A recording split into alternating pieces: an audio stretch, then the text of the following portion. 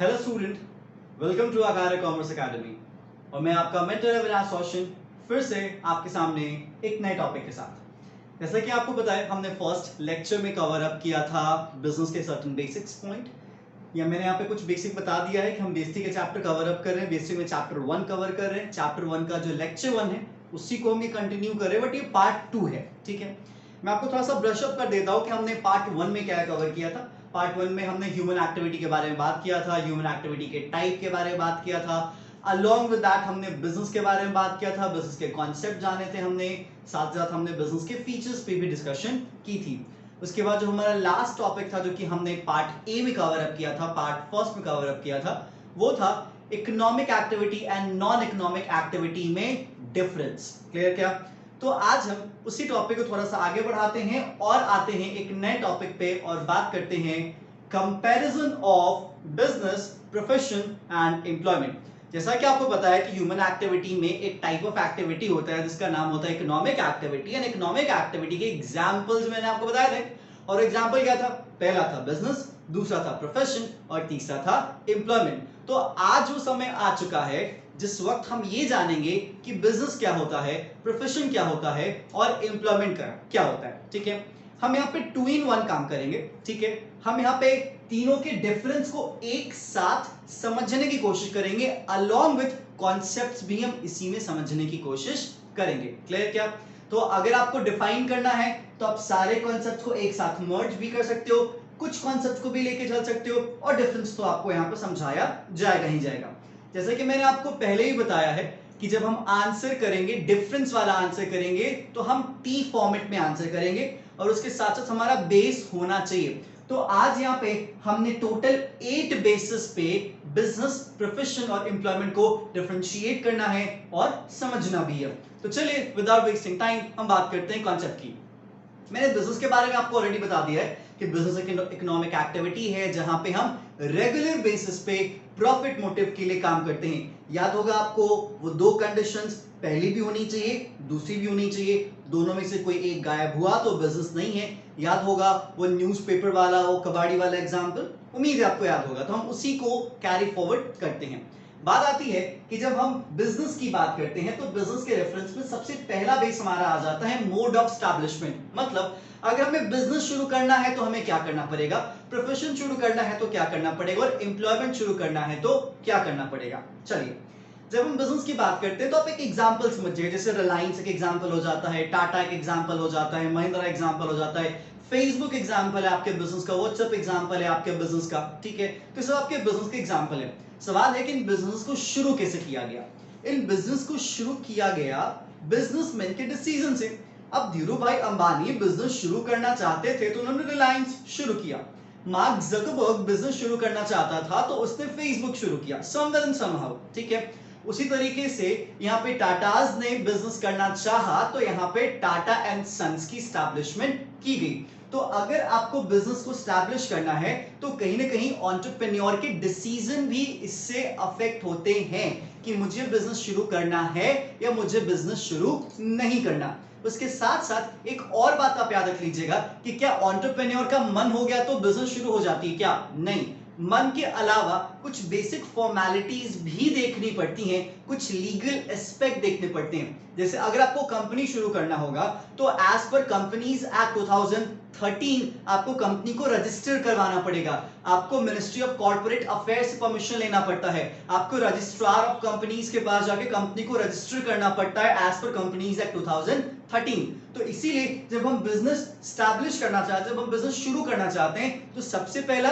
Entrepreneur का decision matter करता है, और उसके साथ साथ अगर कुछ लीगल एप्लीकेशंस हैं, अगर कुछ लीगल फ्रेमवर्क हैं, तो उस लीगल फ्रेमवर्क को भी आपको फॉलो करना पड़ता है, तब जाके आपकी बिजनेस क्या होती है, शुरू होती है।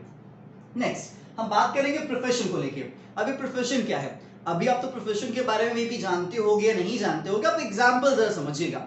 जैसे जब हम प्रोफेशन की बात करेंगे तो CA chartered accountant, CS company secretary, एक लॉयर, एक डॉक्टर, ये सब प्रोफेशन में काउंट किए जाते हैं। और एक डॉक्टर प्रोफेशनल है क्योंकि मेडिकल उसका प्रोफेशन है। तो सीए है, सीएस है, डॉक्टर्स हैं, लॉयर्स हैं, ये सब प्रोफेशन में काउंट किए जाते हैं। अब सवाल आता है कि अगर हमें सीए है, सीए बनना है, सीएस बनना है, डॉक्टर है, लॉयर बनना है, तो हमें क्या करना पड़ेगा, व्हिच मींस प्रोफेशन की मोड ऑफ एस्टैब्लिशमेंट क्या है, आप ये जानिए। जब हम प्रोफेशन की मोड ऑफ एस्टैब्लिशमेंट की बात करते हैं तो एक छोटा सा एग्जांपल लेते हैं सीए को लेके। अगर हमें सीए बनना है तो सबसे पहले हमें ICAI, institute of chartered accountancy of India के जितने भी एग्जामिनेशंस हैं उन एग्जामिनेशंस को पास करना पड़ेगा। एग्जामिनेशंस को पास करने के साथ साथ जो उसमें ट्रेनिंग होती है वो ट्रेनिंग करना पड़ेगा, तब जाके आईसीएआई मुझे एक मेंबरशिप नंबर प्रोवाइड करेगा and certificate of practice provide करेगा, जिस सर्टिफिकेट के बेसिस पे मैं सीए के तौर पे काम कर सकता हूं। यही चीज लॉयर के केस में बार काउंसिल ऑफ इंडिया करती है, यही चीज एक कंपनी सेक्रेटरी के केस में institute of company secretaries of India करती है। व्हिच मींस अगर हमें प्रोफेशनल बनना है तो हमें मेंबरशिप उन इंस्टीट्यूशंस का चाहिए होगा, हमें सर्टिफिकेट ऑफ प्रैक्टिस चाहिए होगा। अगर हमें नहीं मिलेगा हम प्रोफेशन का काम नहीं कर सकते, इस बात को आप ध्यान रखेंगे। तीसरी चीज आपकी एम्प्लॉयमेंट आ जाती है कि अगर हमें एम्प्लॉयमेंट शुरू करना है तो हमें क्या करना पड़ेगा। सिंपल सी चीज आती है कि कहीं पे वैकेंसी है, वहां पे आप अपना सीवी भेजिए, वो आपको बुलाएंगे, आपसे 10 सवाल पूछेंगे। उसके बाद अगर उन्हें लगता है कि हाँ जी आप सही हो, आप एक प्रॉपर कैंडिडेट हो, तो आपको हायर करेंगे और हायर करने के लिए आपको एक अपॉइंटमेंट लेटर दिया जाएगा। फॉर्मली अगर आप फॉर्मल इंडस्ट्रीज में काम करते हो तो, फॉर्मल सेक्टर में काम करते हो तो इसीलिए यहाँ पे अपॉइंटमेंट लेटर के थ्रू एम्प्लॉयमेंट की शुरुआत होती है। तो बिजनेस के केस में entrepreneurial decision and certain legal formalities if required. Profession के केस में membership number and certificate of practice, and in case of employment it's appointment letter. तो ये तीन अलग अलग सेगमेंट्स में, ये तीन अलग अलग एक्टिविटीज में अलग अलग तरीके से इनकी स्टैब्लिशमेंट होती है, अलग अलग तरीके से इनकी शुरुआत होती है। तो चलिए, उम्मीद है आपको फर्स्ट बेसिस समझ में आया होगा कि किस तरीके से हम इन एक्टिविटीज को शुरू कर सकते हैं। दूसरी चीज है नेचर ऑफ वर्क। ठीक है सर, आपने बता दिया ये कैसे होता है, आप ये बताइए कि इसमें होता क्या है एक्चुअली। जैसा कि आपको पता है कि जब हम बिजनेस की बात करें तो बिजनेस में हम क्या करते हैं, बिजनेस में सिंपली हम गुड्स एंड सर्विस को ऑफर करते हैं, पब्लिक को मार्केट में ऑफर करते हैं, खरीदते हैं और बेचते हैं, सिंपल इज दैट। तो अगर आपसे कोई पूछे कि बताओ बिजनेस में नेचर ऑफ वर्क क्या होता है, तो आप कहोगे offering of goods and services to the public or in the market for the profit motive, simple। ठीक है, नेक्स्ट आपके सामने आता है प्रोफेशन। भैया हम प्रोफेशन में क्या करते हैं, which means एक सीए क्या करता है, सीएस क्या करता है, लॉयर क्या करता है, डॉक्टर क्या करता है। सिंपल से भैया एक काम करता है, वो काम है रेंडरिंग सर्विसेज, वो सर्विस देता है। अगर आपको टैक्स का फंड है सीए के पास जाइए, कुछ कॉर्पोरेट लॉज के फंडे हैं सीएस के पास जाइए, और कुछ भी लीगल मेजर इश्यूज है तो आप लॉयर के पास जा सकते हैं। अगर आपको हेल्थ इश्यूज है तो आप डॉक्टर के पास जा सकते हैं। डॉक्टर क्या करता है, डॉक्टर आपको दवाइयां लिखता है, डॉक्टर थोड़ी दवा बना के आपको देता है, नहीं, वो आपको एक तरीके से एडवाइज करता है कि हाँ जी अगर आपकी तबीयत खराब है तो आप ये कीजिए या फिर आप वो कीजिए। इसलिए कहा जाता है कि प्रोफेशन में सर्विस दी जाती है। यहाँ पे जितने भी प्रोफेशनल्स होते हैं वो सर्विस प्रोवाइड करते हैं कॉमन पब्लिक को या किसी को भी, व्हाटएवर। लेकिन जब बात आती है एम्प्लॉयमेंट में, तो एम्प्लॉयमेंट में नेचर ऑफ वर्क क्या होता है ये जरा समझिएगा ध्यान से। देखो भाई, जब हम एम्प्लॉयमेंट की बात करते हैं तो हमारे सामने दो लोग आ जाते हैं, first is employer and second is employee. Matters that सिर्फ एम्प्लॉयर कौन है और ये एम्प्लॉय कौन है।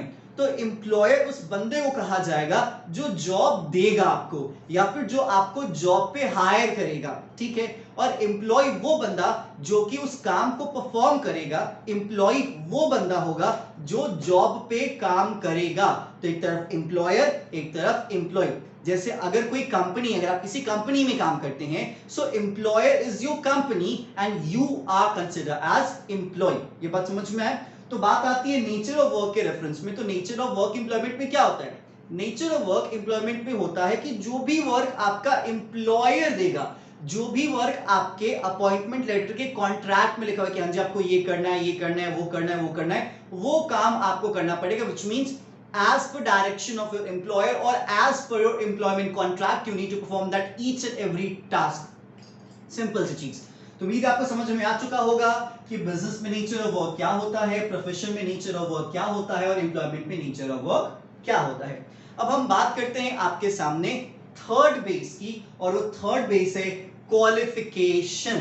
क्वालिफिकेशन बोले तो क्या सर, क्या डिग्री होनी चाहिए, किस चीज की पढ़ाई किया हुआ होना चाहिए बंदा, अल्टीमेटली क्या मांगता है मुझे इन एक्टिविटीज को परफॉर्म करने के लिए। ध्यान से सुनिएगा, अगर आपको बिजनेस करना है तो बिजनेस करने के लिए किसी भी दुनिया के कोने में जाओ, कोई भी फॉर्मल क्वालिफिकेशन की जरूरत नहीं है। You don't require to be have MBA degree, आपके पास ऐसी कोई भी बीबीए की डिग्री होने की कोई जरूरत नहीं है। आपको अगर बिजनेस करना आता है, क्योंकि किसी भी दुनिया के कॉलेज में, किसी भी दुनिया की यूनिवर्सिटी में, दैट्स अ कैम्ब्रिज और ऑक्सफोर्ड और येल और दिल्ली यूनिवर्सिटी, कहीं पे भी बिजनेस करना सिखाया नहीं जाता। इस बात को आप ध्यान रखिएगा। अगर आपको बिजनेस करना आता है तो आप बिजनेस कर सकते हो। ऐसे बहुत सारे लोग हैं जिन लोगों के पास कोई डिग्री नहीं है, लेकिन उन्होंने बिजनेस किया और आज उनका बिजनेस बहुत ही अच्छे से चल रहा है। तो बिजनेस करने के लिए आपको कोई भी क्वालिफिकेशन की जरूरत नहीं पड़ती है, आपको बस बिजनेस करना आना चाहिए। और बिजनेस सिखाया कोई यूनिवर्सिटीज में नहीं आता, ये जिंदगी सिखाती है आपको कि बिजनेस कैसे किया जाए। इट्स एक्सपोजर दैट मैटर्स, ठीक है। नेक्स्ट, अगर हम प्रोफेशन की बात करते हैं तो क्या सर सीए में भी ऐसा होता है, डॉक्टर्स के केस में भी ऐसा होता है? Not at all. बिजनेस में क्वालिफिकेशन नहीं मांगता, मगर प्रोफेशन में क्वालिफिकेशन मांगता ही मांगता है, बिकॉज विदाउट क्वालिफिकेशन आप प्रोफेशनल एक्टिविटीज नहीं कर सकते। सपोज दैट अगर आपको लॉयर बनना है तो लॉयर बनने के लिए आपके पास एलएलबी की डिग्री होनी चाहिए, आप बार काउंसिल ऑफ इंडिया का एग्जाम पास किए हुए होने चाहिए। अगर आपको सीए का काम करना है तो आपके पास सीए की डिग्री होनी चाहिए, सीए की पढ़ाई आप पढ़े होने चाहिए, तभी काम कर पाओगे।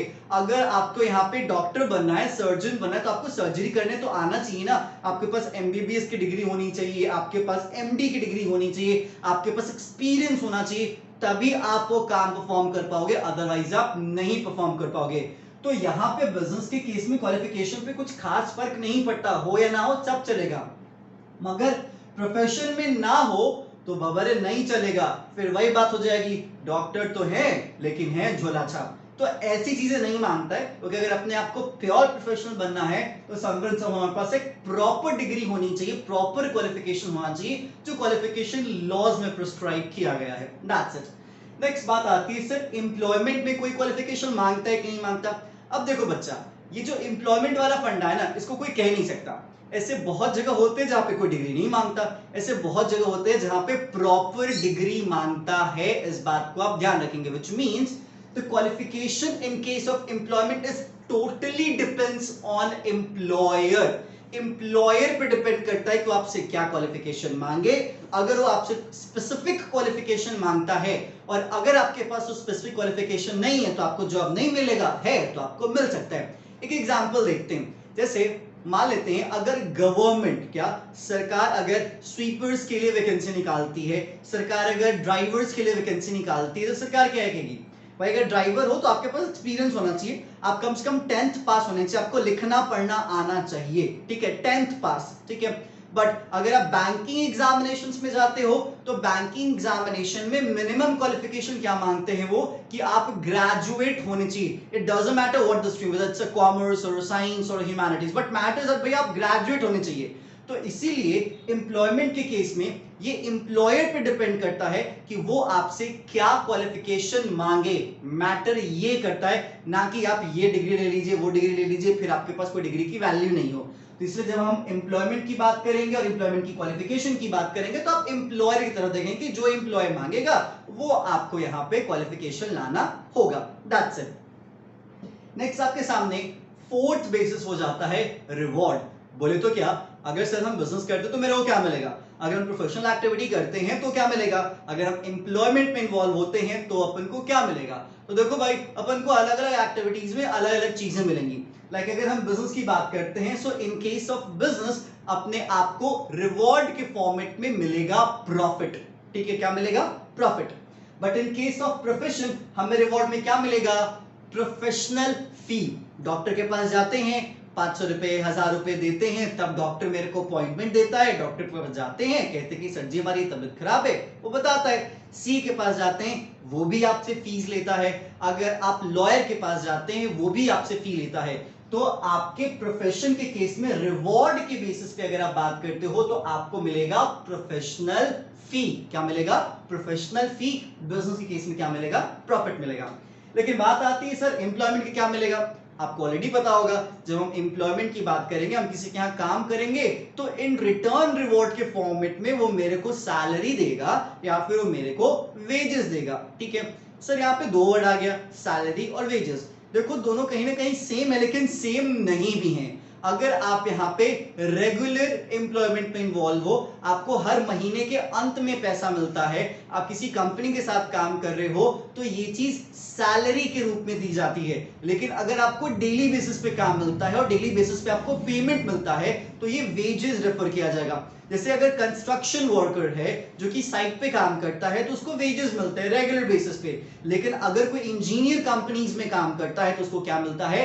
सैलरी मिलता है। हाँ जी, मैं इंजीनियर की बात कर रहा। इंजीनियर एम्प्लॉय होता है, इंजीनियर प्रोफेशन में नहीं आता। इस बात को आप ध्यान रखेंगे।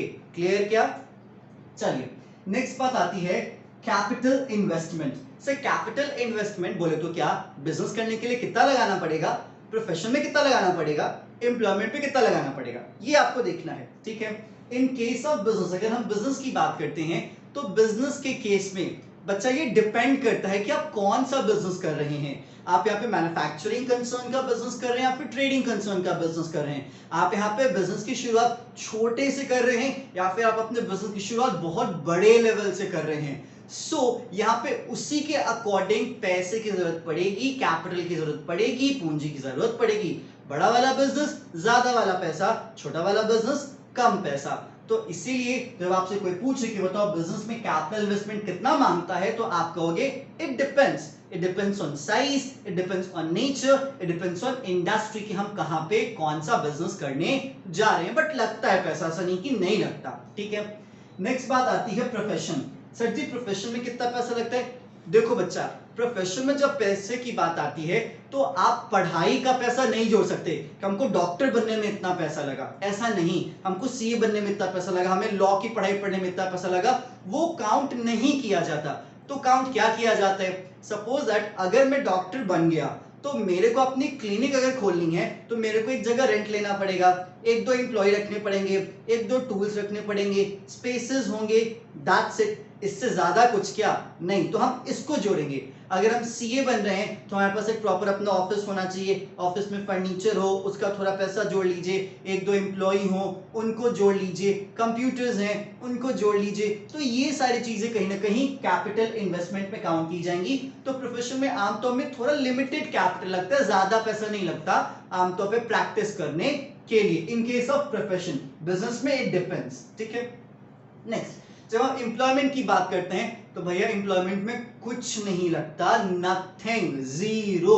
हमें किसी के यहाँ काम करने के लिए पैसा लगाने की क्या जरूरत? हमें पैसा चाहिए तभी तो हम किसी के यहाँ काम करने जा रहे हैं। अगर पैसा होता है तो हम दूसरों के यहाँ काम क्यों करने जाते हैं? सो इसीलिए जब आप कैपिटल इन्वेस्टमेंट एम्प्लॉयमेंट के केस में बात करेंगे तो वो हो जाता है निल। हाँ, आप ये कहोगे सर कपड़े पे खर्च करना पड़ेगा, मोबाइल पे खर्च करना पड़ेगा, it's a normal thing, it's not cover under capital investment. Clear क्या? तो इसलिए याद रख लीजिए जब हम कैपिटल इन्वेस्टमेंट की बात करेंगे तो कैपिटल इन्वेस्टमेंट अलग अलग एक्टिविटीज में अलग अलग लेवल पे होता है। बिजनेस में ज्यादा होता है, प्रोफेशन में से काफी कम होता है, एम्प्लॉयमेंट में तो होता ही नहीं है। ठीक है, नेक्स्ट आपके सामने आ जाते हैं भैया रिस्क। कितना रिस्क है, कितना खतरा है, कितना अनसर्टेनिटी ऑफ रिटर्न है अलग अलग केसेस में। अगर आप बिजनेस की बात करते हैं, किसकी बात करते हैं? अगर बिजनेस की बात करते हैं तो बिजनेस में रिस्क बहुत हाई होता है, क्योंकि हमने ऑलरेडी पहले वाले लेक्चर में देखा है कि अनसर्टेनिटी ऑफ रिटर्न होता है, क्योंकि फ्यूचर ही अपन का क्या है? अनसर्टेन है। तो बिजनेस को कैसे हम सर्टेन करेंगे? बिजनेस में हम श्योरिटी, गारंटी कैसे लाएंगे कि प्रॉफिट मिलेगा या प्रॉफिट नहीं मिलेगा? इसलिए जब हम बात करेंगे बिजनेस की तो बिजनेस में रिस्क काफी ज्यादा हाई होता है, और अगर हम ज्यादा कोई सेंसिटिव बिजनेस चुनेंगे तो उसमें रिस्क और भी ज्यादा हाई हो जाता है। अगर हम बात करते हैं प्रोफेशन को केस में कि सर प्रोफेशन में रिस्क होता है कि नहीं होता? बच्चा प्रोफेशन में फी मिलते रहता है, ऐसा नहीं कि फी नहीं मिलते। जैसे छोटा सा एग्जांपल मान लेते हैं, सपोज दैट एक डॉक्टर है, ठीक है। अब एक डॉक्टर के पास एक पेशेंट आया, अब वो पेशेंट कहीं ना कहीं उनको फी तो दिया, अब मान लेते हैं उसकी तबीयत अच्छी नहीं हुई और उसने उस डॉक्टर पे केस फाइल कर दिया कि आपने मुझे गलत दवाई दे दी, मुझे ये प्रॉब्लम हो गया, मुझे वो प्रॉब्लम हो गया। जनरली इट्स रेयर, ये कॉमन चीजें नहीं है और यही रिस्क है और कोई दूसरी चीज रिस्क में नहीं आती प्रोफेशन के केसेस में। तो इसीलिए जब हम प्रोफेशन के रिस्क की बात करते हैं तो काफी माइल्ड मिनिमलिस्टिक रिस्क होता है, आप ये कह सकते हो काफी लिटिल रिस्क होता है, ठीक है। नेक्स्ट बात आती है एम्प्लॉयमेंट कि सर एम्प्लॉयमेंट में रिस्क होता है कि नहीं होता। देखो बच्चा, वैसे तो एम्प्लॉयमेंट में कोई रिस्क नहीं होता, लेकिन अगर पैंडेमिक आ जाए तो क्या हो, जैसा अभी चल रहा है तो इस टाइम पे देख रहे हो कि कितने लोगों को निकाला जा रहा है। इंडिया में अनएम्प्लॉयमेंट के रेट कितने ज्यादा हाई हो रहे, पूरी दुनिया में लोगों को काम से कहीं ना कहीं निकाला जा रहा है। तो जनरली तो एम्प्लॉयमेंट के केसेस में कोई रिस्क नहीं होता, लेकिन सर्टेन केसेस एक्सेप्शन के तौर पे लेके आए जाते हैं। वो कौन कौन से सर एक्सेप्शनल केस होते हैं? Like current situation pandemic, like economic depression, अगर इकोनॉमी में महामंदी जैसी हालात आ जाए, सब चीज डूबने लगे, पैसा बर्बाद हो जाए लोगों का, स्टॉक मार्केट क्रैश कर जाए और इकोनॉमिक स्टेबिलिटी ना रहे, तो उस केस में जब लोगों को नौकरी से, जो परमानेंट जॉब वाले लोग हैं, जब उनको नौकरी से निकाला जाएगा तभी ये रिस्क काउंट किया जाएगा। अदरवाइज जनरली ऐसा कोई रिस्क नहीं होता, इस बात को आप ध्यान देंगे। तो एम्प्लॉयमेंट में रिस्क नहीं होता except certain circumstances, that's it. Next आपके सामने आता है transfer of interest. Transfer of interest क्या होता है ये जरा पहले ध्यान से आप समझ लेंगे। जब हम ट्रांसफर ऑफ इंटरेस्ट की बात करेंगे, विच मींस अगर मान लेते हैं मैं बिजनेस कर रहा हूं, क्या करो, मैं बिजनेस कर रहा हूं, तो अपने बाद किसी और को मैं बिजनेस हैंड ओवर कर सकता हूं कि नहीं कर सकता, मेरे बाद मेरा बिजनेस कोई और टेक ओवर कर सकता है या नहीं कर सकता। This is the main matter और यही चीज कही जाती है ट्रांसफर ऑफ इंटरेस्ट। तो चलिए देखते हैं कि बिजनेस में इंटरेस्ट ट्रांसफर हो सकता है, नहीं हो सकता, प्रोफेशन में, एम्प्लॉयमेंट में हो सकता है, नहीं हो सकता। जब हम बिजनेस की बात करेंगे तो भैया बिजनेस में ट्रांसफर ऑफ इंटरेस्ट पॉसिबल है, 200% पॉसिबल है, बट कुछ लीगल रिक्वायरमेंट्स होती हैं, कुछ सर्टेन एलिमेंट्स को, कुछ सर्टेन प्रोसीजर्स को आपको फॉलो करना पड़ता है, तब जाके वो बिजनेस का इंटरेस्ट किसी और को ट्रांसफर किया जा सकता है। जैसे आप देखो टाटा इतने सालों से, 100 सालों से चल रही है ना, रिलायंस मोर देन 45 ईयर से चल रही है ना। रिलायंस की शुरुआत किसने की थी? तो रिलायंस की शुरुआत की थी धीरूभाई अंबानी ने, ठीक है। उसके बाद मुकेश अंबानी, अनिल अंबानी तक आए, फिर आकाश अंबानी है, अनंत अंबानी है, ईशा अंबानी है, अनमोल अंबानी है, ठीक है। इनके कंधों पे अब अंबानीज कहीं ना कहीं अपनी रिलायंस की जिम्मेदारियां रख रहे हैं, मतलब जनरेशंस जा रही हैं और उन जनरेशंस के तरफ इंटरेस्ट भी ट्रांसफर किया जा रहा है। बट रूल्स एंड रेगुलेशंस हैं, लीगल फ्रेमवर्क है, कानून है जिस कानून के तहत हो रहा है। अब आप टाटास की बात कर लीजिए, जमशेदजी नुसरतवानजी टाटा ने जब शुरू किया था फॉर्मली 1907 में, जब टाटा टिस्को की शुरुआत हुई थी, उसके बाद से टाटा की कितनी पीढ़ियां आई और कितनी पीढ़ियां गई, लेकिन टाटा रहा ना। क्यों रहा? क्योंकि इंटरेस्ट ट्रांसफर होता गया, इंटरेस्ट ट्रांसफर होता रहा as per the rules and regulation. जो पुरानी रूल थी उसके अकॉर्डिंग अभी होगा तो अभी के रूल के अकॉर्डिंग ट्रांसफर होगा, which means in case of business there is possible, और ये हो सकता है कि आप इंटरेस्ट ट्रांसफर करें। ऐसा नहीं है कि आपको इंटरेस्ट ट्रांसफर करने पे कोई रोक लगाई गई है, but in case of profession possible ही नहीं है कि आप यहां पे इंटरेस्ट ट्रांसफर कर सकते हो। लाइक अगर मान लेते हैं कोई बंदा सीए है, ठीक है, तो क्या जाते जाते अपने बेटे को अपने सीए की डिग्री देके जाएगा कि चलो भाई अब मेरे जगह पे तुम सीए होगे? नहीं, ऐसा नहीं हो सकता। अगर कोई बंदा डॉक्टर है तो उसका बेटा या बेटी भी डॉक्टर बने, ये पॉसिबल तब होगा जब वो खुद डॉक्टर बने, जब वो खुद पढ़ाई करे। अदरवाइज कोई डॉक्टर अपना सर्टिफिकेट ऑफ प्रैक्टिस अपने बेटे या बेटी के नाम नहीं कर सकता। It's totally illegal, it's not possible, क्योंकि एक इंडिविजुअल तक ही एक प्रोफेशन लिमिटेड होता है। जो इंडिविजुअल चला गया तो उसके साथ साथ उसकी प्रोफेशनल कैपेसिटी भी खत्म हो जाती है। तो इसीलिए इन case of profession transfer of interest is not possible in any circumstances. इसका कोई एक्सेप्शन भी नहीं है, इस बात को आप ध्यान रखेंगे, ठीक है। नेक्स्ट अब हम बात करते हैं कि सर एम्प्लॉयमेंट में, क्या एम्प्लॉयमेंट के केसेस में क्या यहाँ पे इंटरेस्ट ट्रांसफर हो सकता है या इंटरेस्ट ट्रांसफर नहीं हो सकता? देखो भैया, डिपेंड करता है। एक छोटा सा एग्जांपल मैं देता हूं। पहले क्या होता था, आपने बहुत बार एग्जांपल्स देखा होगा अपनी फैमिली में कि कोई बंदा था, उसकी ऑन जॉब डेथ होगी, सरकारी जॉब, गवर्नमेंट जॉब की मैं बात कर रहा, मैं प्राइवेट जॉब की नहीं बात कर रहा। कोई बंदा था जिसकी बाई एक्सीडेंट डेथ हो गई, तो या तो उसकी वाइफ को वो जॉब मिल गया, या तो उसके बेटे को जॉब मिल गया, या तो उसके फादर मदर जो भी है, मतलब किसी को न किसी को जॉब मिल जाता था। जनरली अब नहीं होता, आर्मी के केसेस में नहीं होती चीजें, बट सरकार के अकॉर्डिंग सर्टेन प्रोविजंस ऐसे बनाए गए हैं या थे भी, मेरे को एग्जैक्ट नहीं पता, बट ऐसा होता है, इट्स श्योर, ठीक है। लेकिन जब आप प्राइवेट सेक्टर की बात करते हो तो प्राइवेट सेक्टर में एम्प्लॉयमेंट के केस में इंटरेस्ट ट्रांसफरेबल नहीं होगा। बिकॉज सपोज दैट अगर आप आते हो मेरे पास काम मांगने, और अगर मैं आपको हायर करता हूं और आप कुछ दिन के बाद बोलते हो कि सर जी मेरा फ्रेंड है, आप इसको मेरा काम दे दीजिए, मैं कहूंगा मैं नहीं दूंगा। बिकॉज जॉब पे मैंने आपको रखा था आपकी क्वालिफिकेशंस को देख के।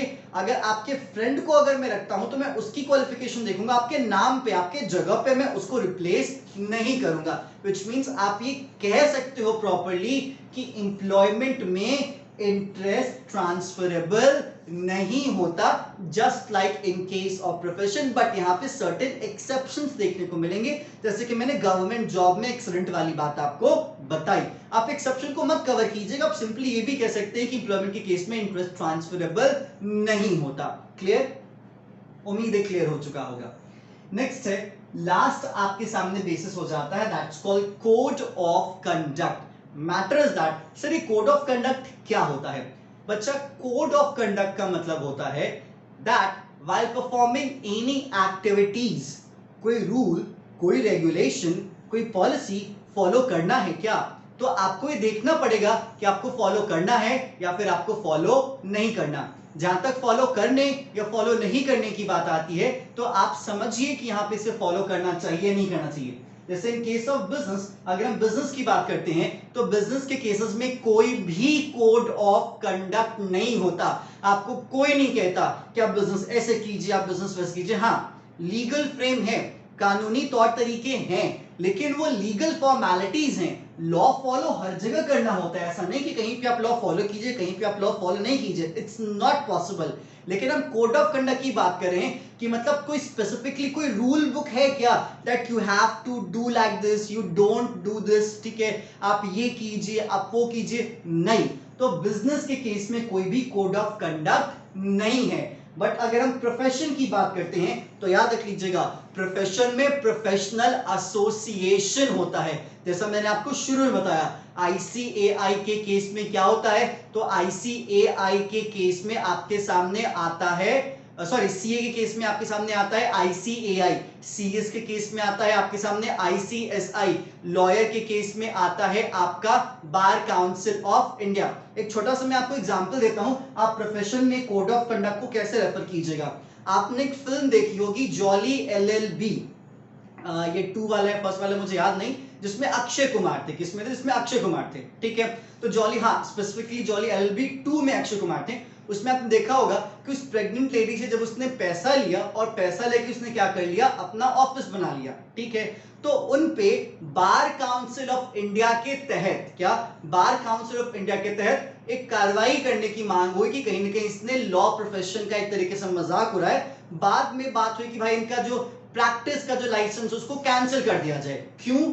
इसलिए क्योंकि लॉ के केस में प्रॉपर कोड ऑफ कंडक्ट होता है, प्रॉपर बताया जाता है कि बीइंग अ लॉयर आप ये कर सकते हो, आप ये नहीं कर सकते, आप क्या कर सकते हो, आप क्या नहीं कर सकते।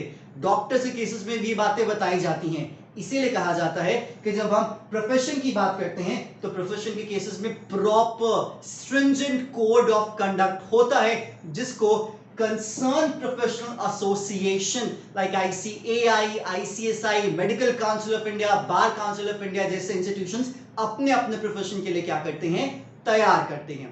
नेक्स्ट बात आती है आपके सामने एम्प्लॉयमेंट की, कि क्या सर एम्प्लॉयमेंट में कोई कोड ऑफ कंडक्ट होता है क्या? बच्चा, फिर मैं कहूंगा इट डिपेंड्स ऑन एम्प्लॉयर। अगर उस एम्प्लॉयर ने, उस एम्प्लॉयमेंट देने वाले ने कुछ रूल्स बनाए हैं कि आपको ये करना है, आपको वो करना है, आपको ये नहीं करना, आपको वो नहीं करना, तो आपको फॉलो करना पड़ेगा। अदरवाइज अगर वहां पे कोई कोड ऑफ कंडक्ट नहीं है तो आपको फॉलो करने की कोई जरूरत नहीं है। तो इसलिए code of conduct prescribe by employer in case of employment, जिसमें एम्प्लॉय को कोड ऑफ कंडक्ट फॉलो करना पड़ेगा। तो इसलिए उम्मीद है कोड ऑफ कंडक्ट का भी बेस आपको समझ में आ गया होगा। और इसी के साथ साथ इकोनॉमिक एक्टिविटी के तीनों example business, profession and employment आपको क्लियर हो चुका होगा। और जब भी अगर आपके एग्जामिनेशन से पूछा जाए तो याद रख लीजिएगा, आपको 8 पॉइंट्स लिखने की जरूरत नहीं है। आप कोई सर्टेन मैक्सिमम 5 पॉइंट्स लिखेगा। इट डिपेंड्स ऑन कि कितने मार्क्स का है। 6 मार्क्स का है तो आप 6 बेसिस लिखेंगे, 5 नंबर का है तो आप 5, 4 नंबर का है तो आप 4 बेसिस यहां पे लिखेंगे। उसके अकॉर्डिंग आप चीजें क्या कीजिएगा, फॉलो कीजिएगा। तो इसलिए इस बात को आप ध्यान रखें कि अगर आप यहाँ पे कंपेयर करेंगे तो आपको कहीं ना कहीं मार्क्स देखना पड़ेगा और मार्क्स के अकॉर्डिंग ही अपना आंसर आपको फ्रेम करने की जरूरत होनी चाहिए। तो उम्मीद है आपको सारे डिफरेंस समझ में आ चुके होंगे और हम आपसे मिलेंगे नेक्स्ट सेशन में, नेक्स्ट लेक्चर में, नेक्स्ट टॉपिक के साथ। So stay tune for the next sessions. Thank you.